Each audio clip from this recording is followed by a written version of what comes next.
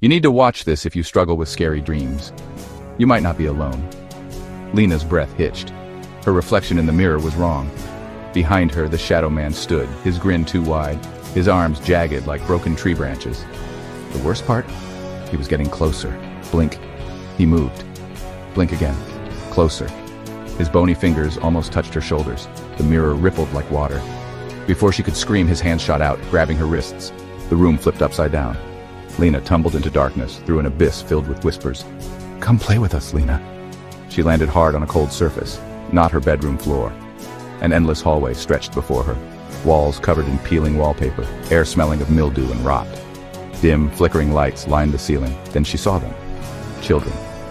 A dozen, maybe more, standing in the distance, backs turned, heads tilted. They weren't moving. "Elliot," she whispered. One twitched, jerky like a puppet. Then they all turned. No eyes, no mouths, just smooth, stretched skin. In unison they whispered, "Run!" Lights exploded, walls cracked open. From the darkness, the shadow man crawled out, faster than he should, faster than she could run. His grinning face split open, revealing rows of writhing, blackened teeth. Lena realized. She had never woken up.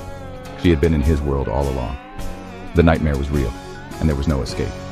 Lena screamed, but no sound came out. The shadow man loomed closer, his presence suffocating. She tried to run, but the hallway stretched endlessly. Shadows chased her, whispering her name. Lena fell again, deeper into the void. The whispers grew louder, more insistent. Suddenly, she jolted awake in her bed, drenched in sweat.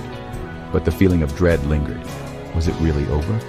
Lena's eyes darted around the room, searching for any sign of the nightmare. The clock ticked loudly, each second echoing in the eerie silence. A shadow moved in the corner of her room. She froze. Slowly, she got out of bed, her heart pounding. She walked towards the shadow, each step filled with dread. The shadow revealed itself, a figure standing in the dark. Lena gasped, realizing it was the shadow man. He was real. He reached out, his hand inches from her face. She backed away, her fear overwhelming. Suddenly he vanished, leaving behind an eerie silence. Lena collapsed in relief, but the dread remained. Was it really over?